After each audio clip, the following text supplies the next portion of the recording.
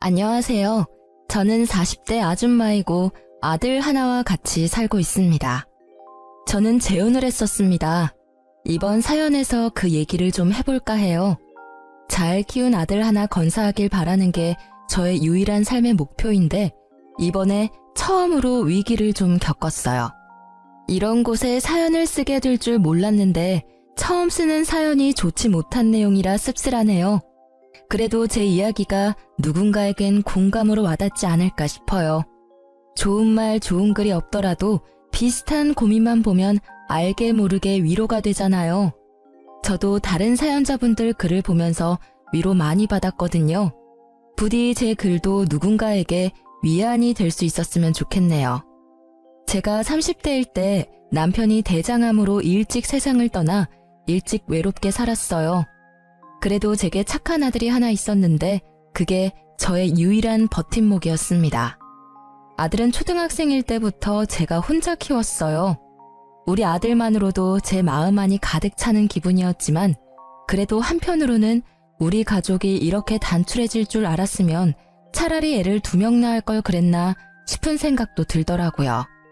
저를 위해서라기보단 아들을 위해서 말이죠. 아들에게 저마저 없었다면 어쩔 뻔했나 그런 생각도 많이 들었어요.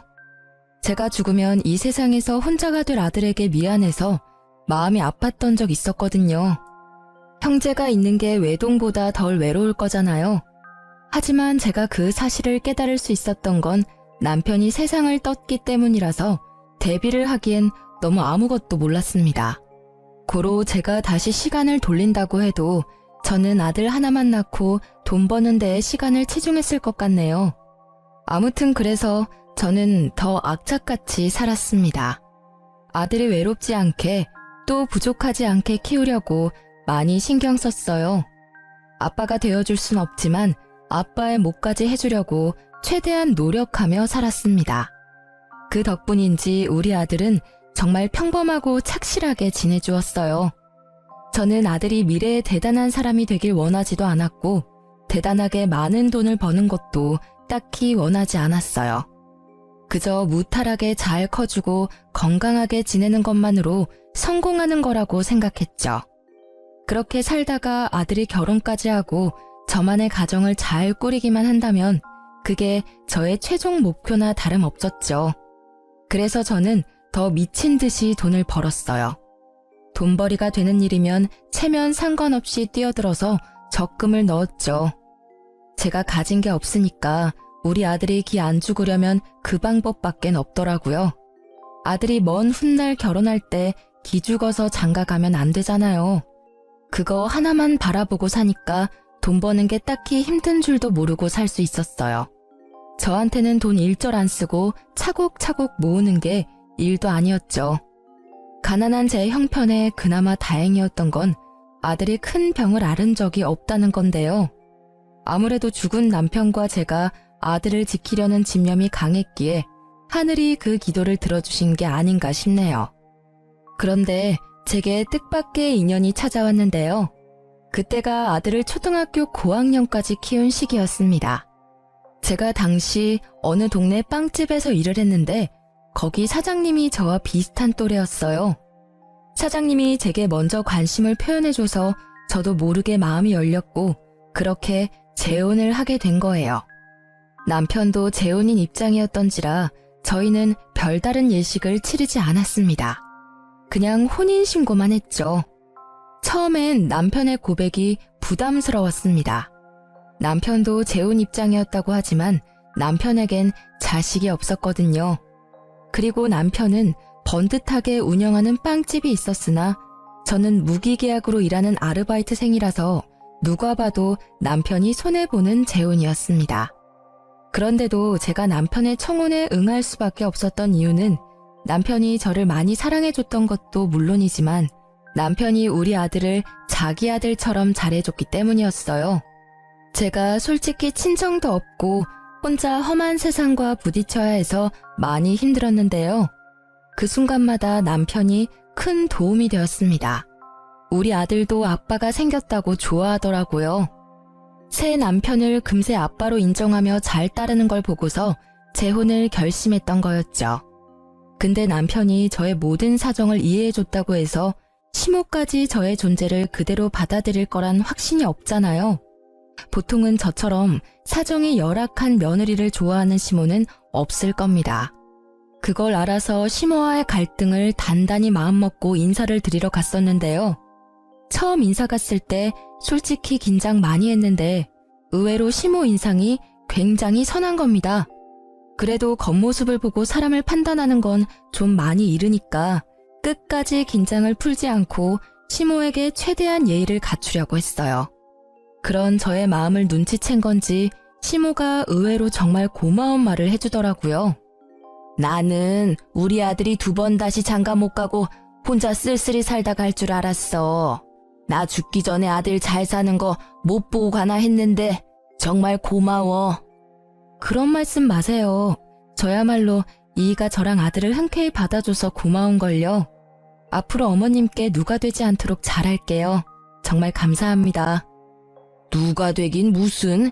이렇게 우리 아들 걷어준 것만으로도 내가 근심 걱정이 싹 사라지는데. 그나저나 어머님 소리 듣기 참 좋다. 우리 앞으로 잘 지내보자. 우리 아들이 겉모습만 멀쩡하지 속은 순 맹탕이라서 허점이 많아. 그래도 2번 이혼하는 일은 없어야 하지 않겠어? 나한테 하소연하고 이해 좀 해줘. 제가 이 일을 미워할 리가 있나요? 맹탕이라는 건 사실 착하다는 뜻이기도 하잖아요. 저야말로 허점투성이라 이이가 힘들지는 않을지 모르겠어요. 같이 노력하면서 살아야겠죠. 실제 시모는 순진한 분위기를 많이 풍겼습니다. 말을 할 때도 목소리를 잘 못 높였고 모든 게 조심스러웠으며 저를 안쓰럽게 봐주었죠. 저는 그런 시모와 하루빨리 어색함을 풀기 위해서 우리 아들과 남편보다 시모의 편의를 더 봐주기도 했습니다. 그런데 하나 마음에 걸리는 게 있었다면 바로 결혼 자금이었어요. 저한테 목돈이라고 할 만한 돈은 우리 아들 장가 갈 때 주려고 몇 년째 모으고 있던 적금뿐이었습니다. 그런 사정을 남편이 알고 있거든요. 그래서 제가 그 부분에 고민을 나누려고 조심스레 말을 꺼냈더니 남편이 저보고 돈 낼 필요 없다고 하더라고요. 자기 명의로 된 집이 이미 있는데 뭐하러 돈을 쓰냐면서 그냥 자기 집에 들어와 살면 된다고 하더라고요. 자기 명의로 된 집이 이미 있는데 뭐하러 돈을 쓰냐면서 그냥 자기 집에 들어와 살면 된다고 하더라고요. 그런 뜻으로 말한 거 아니야. 결혼은 같이 하는 건데 나도 돈을 내긴 해야지. 어떻게 당신 손해보는 재혼을 하겠어. 내가 집까지 하는 건 힘들 것 같아서 혼수 때문에 의논하려고 했던 거야. 우리 아들만 생각하기로 했잖아. 그러려고 악착같이 살아온 거 아니었어? 우리가 나중에 이 일을 하고 있을지 어떻게 될지 모르는데 우리 재혼 때문에 아들 미래에까지 피해가 되면 안 되잖아. 제 아들을 생각하는 남편의 마음은 엄마인 저마저도 감동할 정도였어요. 저보고 계속해서 아들 결혼 자금 모으라고 자기 일하는 곳에 저를 정식 직원으로 받아주기까지 했습니다. 결혼했어도 월급이랑 근로복지 혜택까지 챙겨주었죠. 그런 고마운 남편의 마음 덕분에 저는 재혼하는 데에 돈을 거의 안 들이게 되었습니다. 그렇다고 받기만 할 순 없었어요. 저는 우리 아들한테 드는 돈만큼은 제가 책임지려고 했어요. 일부러 아들 학교에 필요한 돈이나 개인적인 용돈 등 그런 부분은 남편한테 말조차 안 했습니다. 하지만 남편이 그걸 미리 눈치채고서 저 몰래 아들한테 용돈을 주더라고요. 너무 미안해서 남편과 가게에 단 둘이 있는 시간을 이용해 남편에게 얘기를 한 적도 있었어요. 우리 아들 신경 써줘서 너무 고마운데 애 용돈 안 챙겨줘도 돼. 내가 이미 주고 있는데 뭐하러 2번 줘. 애 버릇 들면 어쩌려고. 버릇 들 만한 애가 아니던데 뭘. 그리고 이젠 내 자식이기도 해. 내가 내 자식한테 용돈 주고 싶다는데 왜 그래? 이러면 나 당신이랑 아들 사이에서 소외받는 것 같단 말이야. 전 남편을 여의고 아들 앞에서 늘 대담한 엄마인 척했지만 사실 저도 사람인지라 늘 무섭고 힘들고 의지할 곳이 필요했거든요. 지금 남편을 보면서 하늘이 저를 불쌍하게 여겨 천사를 보내줬다는 생각까지 했었어요.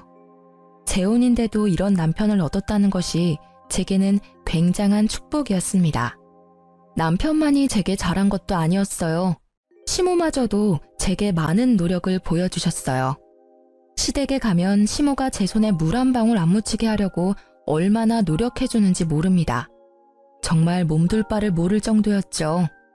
재혼을 하고 나니 제게도 기댈 수 있는 가족이 생겨서 그런가 어느 순간부터 마음이 꽉 찬 느낌을 받기도 했어요. 그리고 시모는 나이가 많은데도 불구하고 참 정정하셨는데요. 혼자서 경로당도 잘 놀러 가시고 시장도 잘 보고 하더라고요. 그런 시모가 멋있어 보이기도 했습니다. 아무튼 저는 우리한테 잘해주는 시모가 고마워서 시댁에 자주 찾아갔어요. 시모도 손주 생긴 걸 너무 좋아해줘서 제 아들을 자주 보고 싶다고 하더라고요. 그래서 친해질 겸 우리 아들이 학교를 마치면 저랑 남편이 퇴근할 때까지 시모와 같이 있게 했습니다. 그렇게 재혼 생활을 보낸 지 1년 정도 지났을 때였는데요. 저랑 남편의 결혼 기념일이 다가왔는데 시모랑도 같이 기념을 하고 싶더라고요. 저랑 남편과 아들이 잘 지낼 수 있었고 만날 수 있었던 건 시모의 도움도 컸기 때문이죠. 그래서 당일 시모한테 연락을 했거든요. 근데 전화를 안 받으시더라고요. 아들한테 연락을 해봤더니 시모가 화장실에 있다고 해서 굳이 2번 연락 안 하고 바로 시댁으로 향했어요. 제가 남편보다 일찍 마쳐서 장을 본 후에 혼자서 시댁을 찾아갔습니다. 그때 우리 아들이 이제 사춘기라 그런지 시모 보러 잘 안 가려고 했었거든요. 그날은 제가 따로 연락해서 시댁에 가 있으라 했기 때문에 아들 혼자 시댁에 먼저 가 있는 참이었어요. 아들이 좀 귀찮고 싫어하는 티를 냈으나 기념일이니까 어쩔 수 없이 저희 말을 따라준 거죠. 도착하고 저는 시댁의 비밀번호를 알고 있어서 알아서 누르고 들어갔습니다. 그랬더니 예상치 못하게 옷 하나 걸치지 않은 시모를 마주치고 말았어요. 시모도 놀랐겠지만 저도 너무 놀라서 순간 주저앉을 뻔했습니다. 어머 깜짝이야. 넌 왜 초인종도 안 누르고 들어오니? 죄송해요. 연락드렸는데 어머님이 안 받으시길래 바쁜 줄 알고 그냥 들어왔죠. 그런데 왜 속옷바람으로 계세요? 아, 그랬니? 나야 뭐 목욕하고 나오는 길이니까 그렇지. 시모가 처음에 저를 보자마자 굉장히 험악한 표정을 지었는데요. 한 번도 시모의 그런 모습을 본 적이 없어서 순간 잘못 본 줄 알았습니다. 제가 엄청 잘못한 기분이라 더 찔리기까지 했어요. 근데 제가 더 당황스러웠던 건 우리 아들이 거실에 떡하니 TV를 보고 있는 상황인데도 시모가 아무렇지 않게 자연인 상태로 돌아다니더라고요. 아무리 가족이라고 해도 이런 게 이해될 수 있는 상황인가요? 심지어 시모는 자기 차림새가 그 모양인 걸 부끄러워하지도 않는 것 같았습니다. 저라면 남이 있는 데서 그 상태로 밖에 나오지도 않았을 거예요. 근데 시모는 그대로 계속 서 있더라고요. 심지어 표정까지 온화해지면서 제 손에 들려있는 짐을 들어주려고 다가오는 겁니다. 어쩜 저렇게 천하태평할 수 있는지 모르겠어요. 외부인이 있으면 옷부터 입는 게 먼저 아닌가요? 저도 모르게 제 마음이 더 급해져서 시모한테 살짝 언성을 올리고 말았습니다. 어머님, 이건 제가 알아서 할 테니까 옷부터 입고 오세요. 애도 보고 있는데 뭐 하시는 거예요? 좀 있으면 남편도 올 거라고요. 제 아들 나이가 아직 어리긴 해도 이제 곧 중학교를 올라갈 날을 앞두고 있었어요. 한참 사춘기 들어갈 시기라서 시모의 이런 조심성 없는 부분이 좀 예민하게 느껴졌습니다. 아, 이거? 다 늙은 몸뚱어리인데 뭐 이상할 게 있다고. 조그만 애들은 이상한 거 하나도 몰라. 네 남편도 이렇게 키웠는데 뭘. 옛날에는 이런 게 다 당연했어. 요즘 엄마들이 예민한 거야. 정말로 제가 예민한 건가요? 시모는 뭐가 잘못된 건지 몰라서 능청스럽게만 행동했는데요. 그래도 제가 계속 옷 입을 걸 권유했더니 겨우 방으로 들어가더라고요. 기분이 정말 나빴습니다. 자기 아들 그렇게 키웠다고 제 아들까지 몹쓸 걸 보여줄 필요는 없잖아요. 옷 갈아입고 나온 뒤 장난스럽게 웃으면서 제게 사과를 해왔지만 제 기분은 그래도 나아지지 않았어요. 너무 이상하리만큼 찝찝했습니다. 일단 시모가 처음에 저를 보고 굉장히 험악한 표정을 지었었는 게 머릿속에서 잊히지 않았어요. 너무 착한 시모 같지 않던 모습이라 순간 잘못 본 줄 알았습니다. 아무튼 그 이후로 시모는 아까 본 낯선 모습이 착각이었다는 걸 알려주듯이 평소처럼 상냥하게 행동했어요. 제가 장봐온 걸 먼저 정리하면서 주방을 기웃거렸죠. 시모가 잠깐 정신 팔린 사이 저는 아들한테 다가가 시모에 대한 태도를 직접적으로 물어봤어요. 할머니가 평소에도 이랬냐고 물어보니까 아들이 고개를 끄덕이는데 정말 그때 간 떨어지는 기분을 느꼈습니다. 그러면서 아들이 주방에 있는 시모 눈치 보며 말을 이었는데요. 아들이 할머니 집 가기 싫다고 했던 이유 중 하나가 이거라고 하더라고요.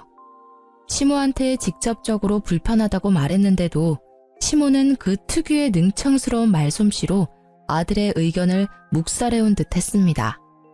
그래도 시모가 시키는 대로 시댁을 한동안 찾아왔던 것도 시모가 좋아서라기보단 시모가 맛있는 걸 해주니까 작년 반개월 정도는 민망한 거 참고 시댁을 왔다고 하더군요.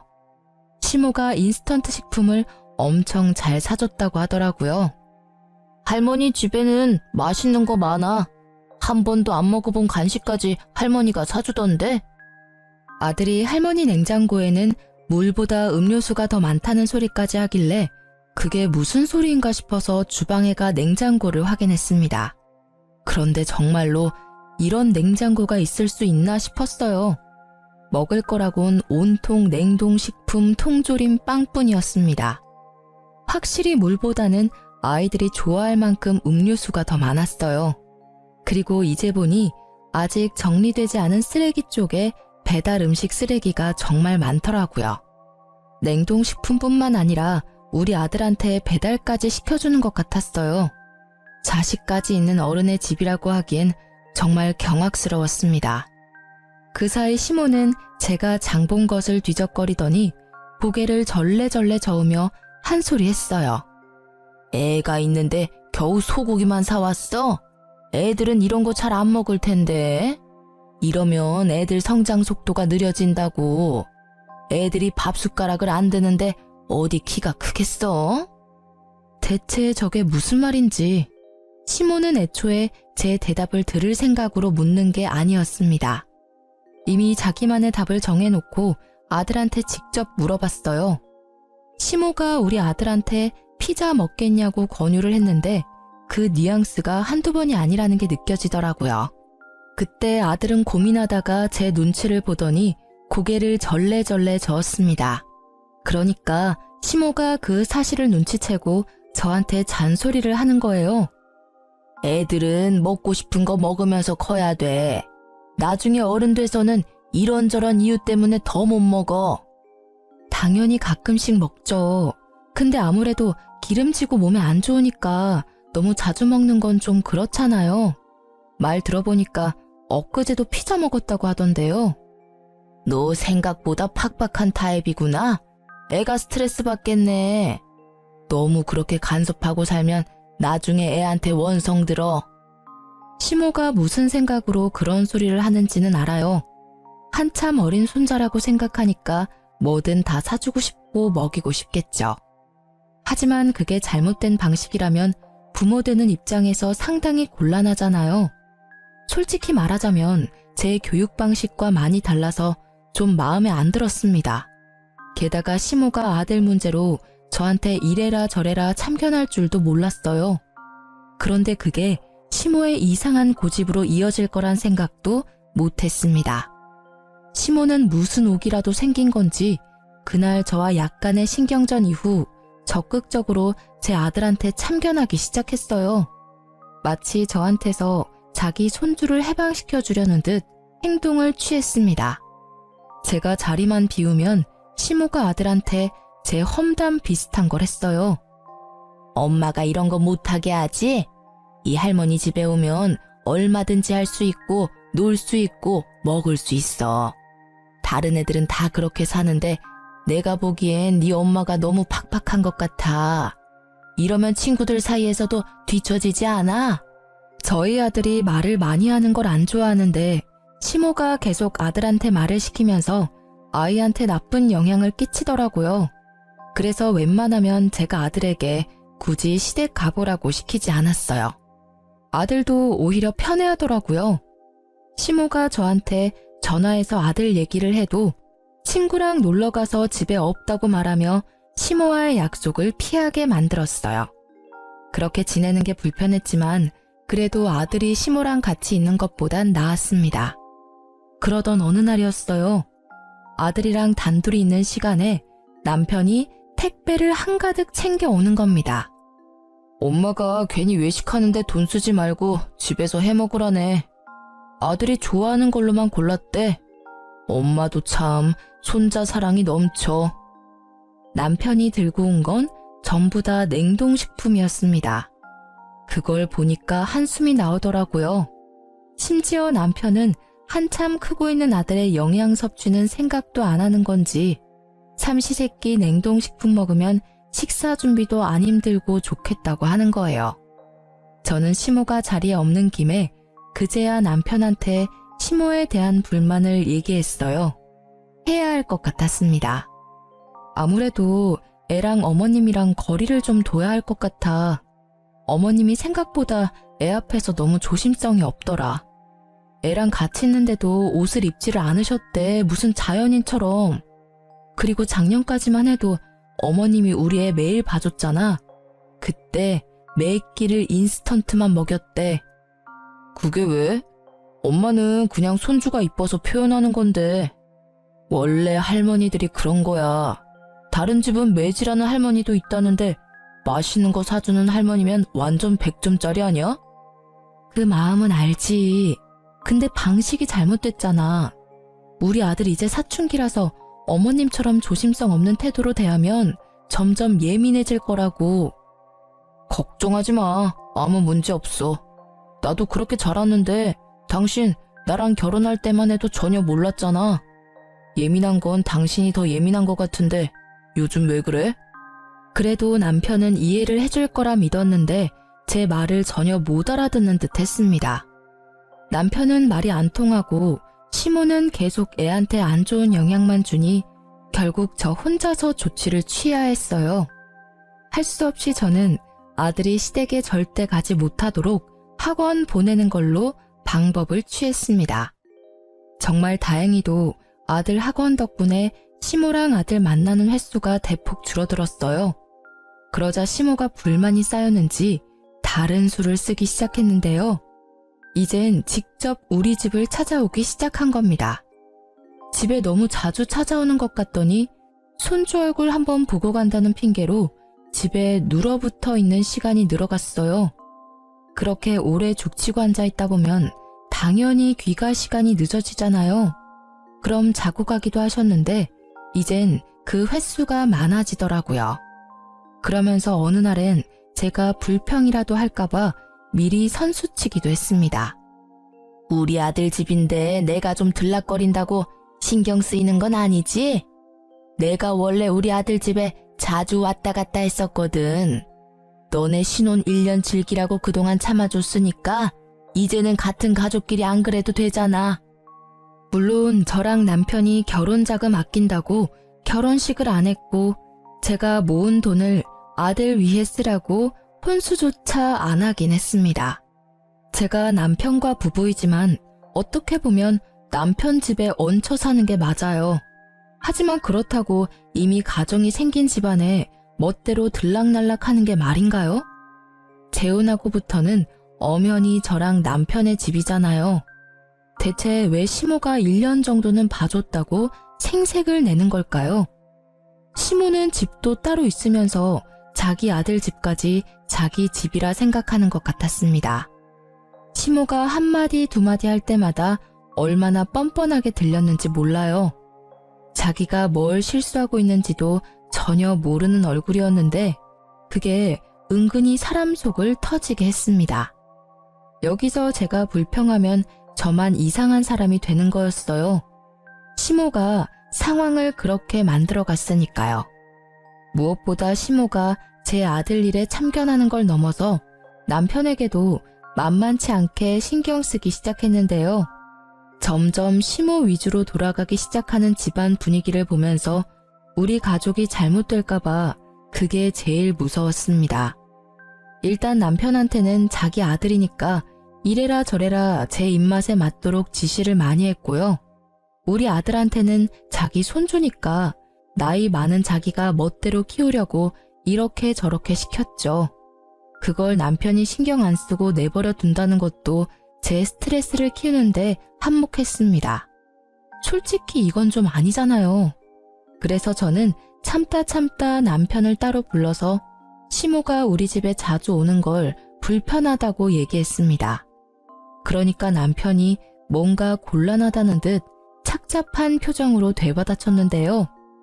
엄마가 혼자 지내기 외롭다고 합가하지. 내가 그러자고 했어. 얼마 전에 부동산한테 얘기해서 엄마 집 정리 중이야. 뭐? 그걸 왜 나한테 한마디 말도 없이 마음대로 진행해? 당신도 엄마랑 지내는 거 좋아했잖아.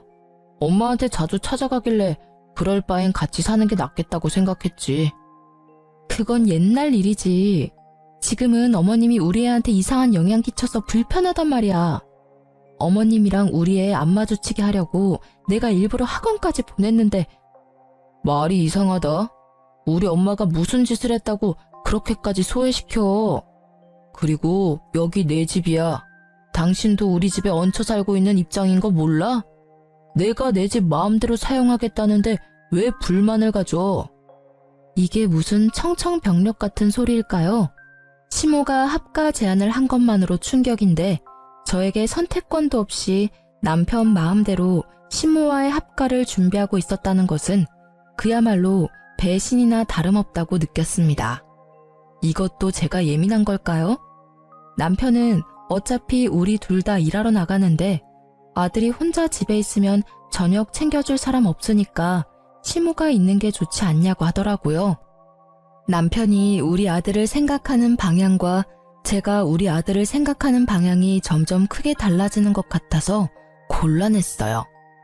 당신이야말로 말 서운하게 하네. 나랑 우리 아들이 얹혀 산다고 생각했던 거야? 그래, 맞는 말인데 그래도 당신은 우리를 가족으로 생각하고 함께 사는 거라고 말해줄 줄 알았어. 뭐 어찌됐든 우리 애도 이제 중학생인데 누가 간섭하는 거 스트레스 되거든? 어머님이랑 절대 못 붙여놔. 당신이 말 못하겠으면 내가 어머님한테 가서 말씀드릴게. 남편과 싸우는 한이 있더라도 절대 합가는 막아야 했어요. 그래서 시모를 정말로 찾아갈 생각이었는데요. 그럴 필요가 없었습니다. 우리 싸우는 모습을 마침 집에 들어오던 시모가 다 듣게 되었거든요. 저랑 남편은 시모를 발견하고 무척 당황했어요. 남편이 뒤늦게 시모를 챙기려고 했는데 시모가 성난 얼굴로 남편을 밀치며 들어오더니 제게 성을 냈습니다. 네가 날 아주 짐짝 취급하는구나. 무서워서 못 살겠네. 내가 어디 네 아들 잡아먹을까봐 그러는 거니? 그동안 속으로 나를 끔찍하게 욕했겠네. 늑다리 할망구가 어줍잖게 가족이라고 설쳐대서 보기 싫었겠다. 그래, 네 소원대로 내가 꺼져줄게. 시모는 그대로 삐쳐서 집을 나가버렸습니다. 남편이 이 모든 게 저 때문이라고 생각이 들었는지 화가 나서 저를 째려보다가 시모를 쫓아나갔어요. 그리고 그날 남편은 시모를 달랜다고 시댁에서 잠을 잤죠. 결국 합가 얘기는 더 꺼내지 못했습니다. 그러는 동안 시댁 정리는 멈추지 않고 계속 진행이 되었어요. 합가를 앞두고 마음이 너무 심란했습니다. 결국 같이 사는 방법밖엔 없는 것 같은데 이게 혹시 저만 스트레스인 건가 싶어서 아들의 의견이라도 묻고 싶었어요. 그날 밤 아들이 잠자리에 들기 전 아들 방에 찾아가 대화를 좀 나눴습니다. 그러다 아들 입을 통해서 알게 된 당황스러운 사실이 있었어요. 이건 제가 전혀 예상하지 못했던 일들이었습니다. 아들이 제게 말을 할까 말까 망설이다가 겨우 해준 얘기였거든요. 사실 할머니가 엄마 모은 돈을 자꾸 탐내는 것 같아. 나 할머니 싫어. 할머니가 계속 엄마 몰래 엄마 적금 통장 비밀번호도 알아오라고 해. 뭐라고? 그게 무슨 소리야? 할머니가 너한테 엄마 통장 얘기를 했었어? 왜? 할머니가 돈 필요하대? 아니, 나 결혼할 때 되면 어차피 아빠 명의로 된 재산이랑 집 내가 다 받을 텐데 엄마가 모으고 있는 결혼 자금으로 미리 보답해야 되는 거 아니냐고 하던데 아빠 재산 그냥 꿀꺽 할 생각이냐면서. 그럼 나쁜 자식 되는 거라고. 저는 말씀드렸다시피 결혼할 때 남편한테 아들의 결혼 자금 모으고 있다는 소리를 한 적이 있습니다. 그 돈을 위해서 남편이 결혼 자금 따로 안 쓰도록 예식도 안 했고 오히려 월급을 챙겨줬다고 했잖아요. 근데 그게 정말 아낄 수 있도록 놔둔 게 아니라 뒤에서 몰래 뺏을 궁리를 하고 있었나 보더라고요. 저 몰래 아무것도 모르는 아이한테 시모가 그런 말을 했다는 것이 너무 충격이었어요. 더 놀라웠던 건 아들이 시모가 그 말을 할 때 아빠가 옆에 있었다는 말도 하는 겁니다. 아빠가 엄마한테 말하지 말래. 안 그럼 엄마 쫓아낸다고 했어. 나중에 아빠가 때 되면 직접 말한다길래 계속 비밀로 하고 있었지. 이제 중학생이 될 나이긴 했지만 그래도 한참 어린 초등학생인데 어떻게 애한테 이런 협박을 할 수가 있답니까? 그것도 가족이란 사람들이 말이죠. 남편이 저를 생각해서 배려해줬던 모든 것들이 다 제 돈을 떼어가려는 속셈이었다는 사실이 너무 어이가 없었어요. 아들의 말을 믿지 않기엔 우리 아들이 거짓말하는 얼굴은 아니었습니다. 오히려 그동안 남편과 시모 때문에 스트레스를 많이 받았는지 울려고도 했어요. 저는 그 이후로 이 재혼 생활을 청산해야겠다고 결심을 내렸습니다. 제 아들을 위해서 그게 맞는 길이라 생각했어요. 아들이 할머니랑 아빠가 무섭다고 하는데 어떻게 좋은 가족이 될 수 있겠습니까? 이혼을 마음먹은 저는 그날부터 변호사 사무실을 몰래 알아봤어요. 왠지 합의 이혼은 남편이 안 받아줄 것 같아서 무조건 소송하려고 남편의 꼬투리를 잡을 궁리도 계속했죠. 그래서 제가 선택한 방법이 시모의 합가를 받아주는 거였습니다.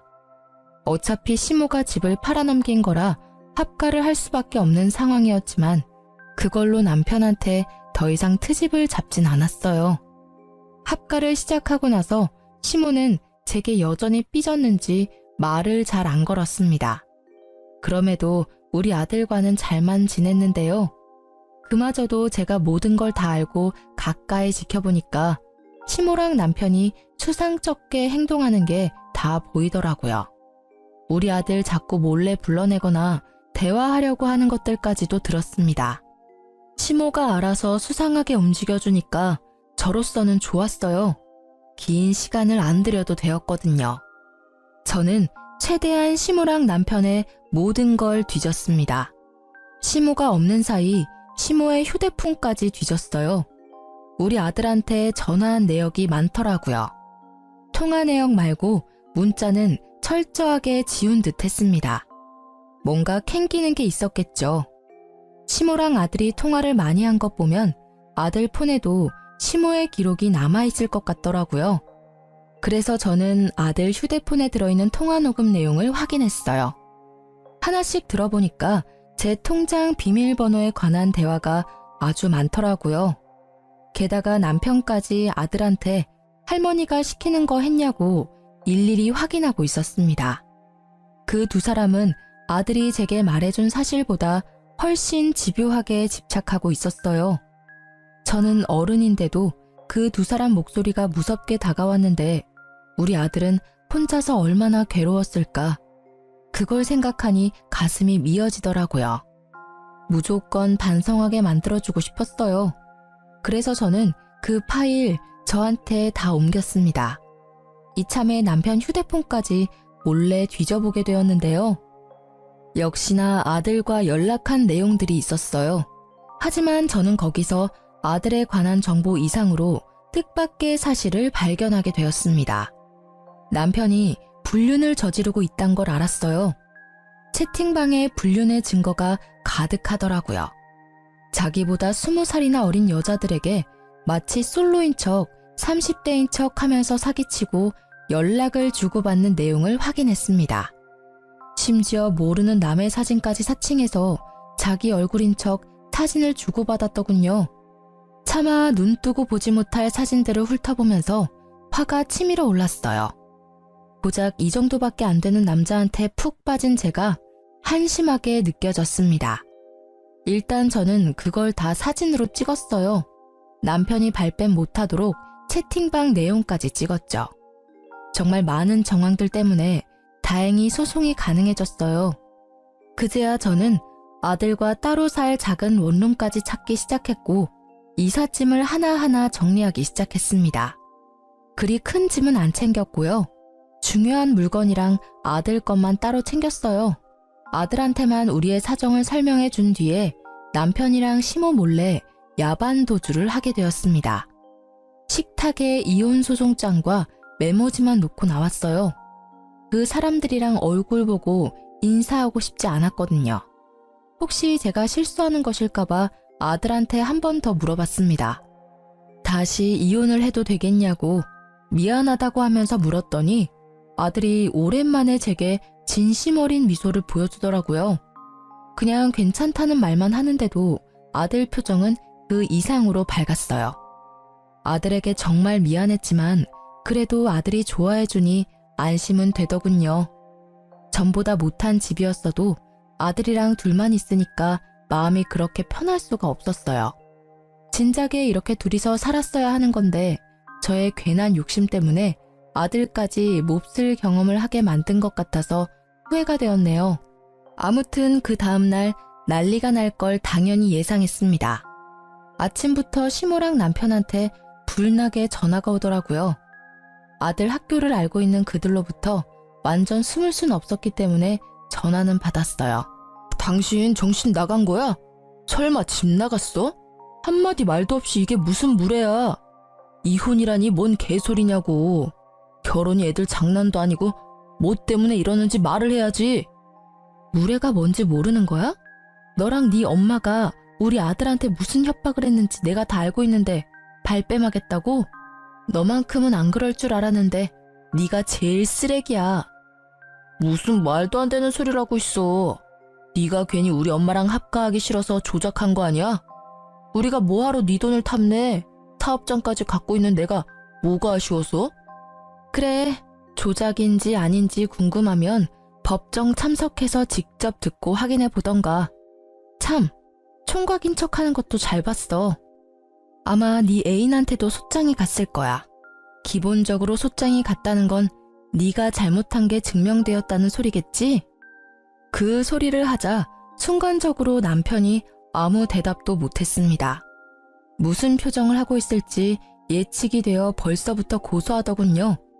그리고 남편이 당황하니까 제가 더 용기가 생기더라고요. 저를 만만하게 본 남편이 좀 더 시겁했으면 해서 그 순간을 놓치지 않고 말을 이었습니다. 나중에라도 우리 앞에 알짱거리면 네 유일한 밥줄까지 끊어버릴 거야. 소문이란 게 참 무섭잖아? 게다가 거기 동네는 어르신들 많아서 매출 끊기는 걸로 끝나지 않을걸? 돌이나 안 맞으면 다행이지. 저는 마지막까지 우리 아들 건들지 말고 나타나지 말라고 경고하고 끊었습니다. 그랬더니 남편이 겁을 먹었는지 더 이상 전화가 안 왔어요. 그런데 시모가 보통 성격이 아니더라고요. 상황 파악이 안 되는 건지 자기 아들 밥줄 끊기게 하고 싶어서 발악을 하는 겁니다. 시모가 저한테 직접 연락한 게 아니라 우리 아들 학교로 찾아간 거예요. 아들이 연락 와서 할머니가 붙잡고 안 놔준다고 하는데 그 소리 듣자마자 심장이 철렁 내려앉았어요. 혹시 우리 아들을 납치라도 해갈까봐 저는 일자리를 구하다 말고 바로 아들 학교로 뛰어갔습니다. 시모가 우리 아들을 붙잡고 잡아 끄는 걸 발견했어요. 그곳으로 바로 쫓아가서 당장 시모를 밀쳤습니다. 그러자 시모가 저를 보고는 마침 잘 됐다면서 바로 저한테 달려들더라고요. 제 머리채를 잡고는 주변 사람들 다 끌어모을 작정으로 소리를 질렀습니다.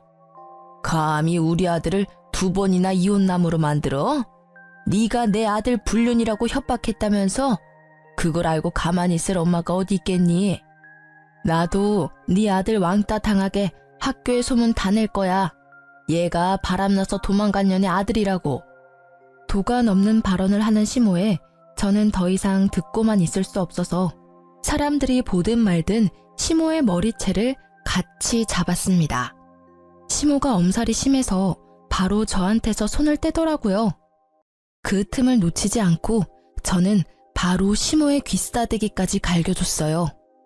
내가 그쪽 아들한테 분명 우리 앞에 나타나지 말라고 경고했을 텐데 전달 못 받았나 봐요.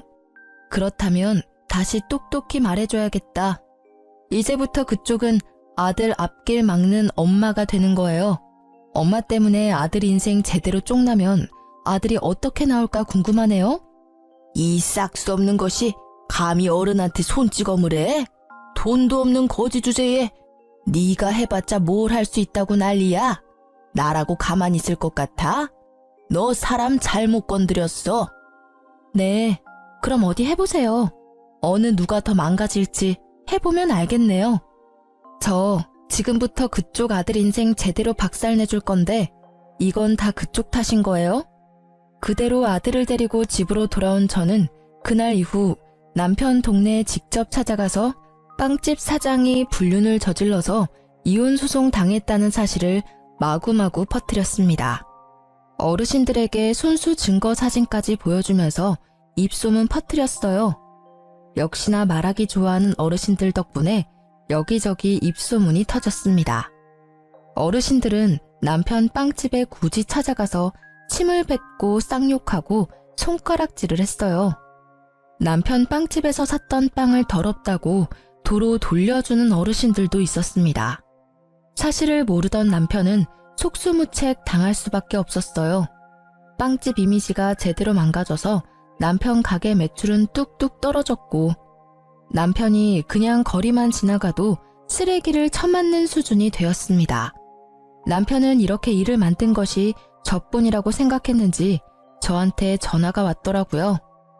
이혼해 주겠다잖아. 이건 약속이랑 다르지. 당신 때문에 동네에서 고개를 못 들고 다닌다고. 어떻게 한 입으로 2말을 할 수가 있어? 내가 너한테 뭔 짓을 했다고. 넌 아무 짓 안 했지. 네 엄마한테 물어봐. 네 엄마가 갈 때까지 가보자는 식으로 나오길래 나도 갈 때까지 가주겠다고 약속했을 뿐이야. 우리 아들 학교 찾아와서 매달리는 건 진짜 아니잖아. 원망하고 싶으면 네 엄마를 탓해야 될 거야. 아마 남편이 시모한테 가서 엄청나게 따졌을 겁니다. 그럼 시모가 제 탓으로 화살을 돌리면서 변명을 하겠죠. 결국엔 두 사이의 갈등이 산불처럼 불어나서 멀어질 거예요. 제가 진정으로 원하는 결말이네요.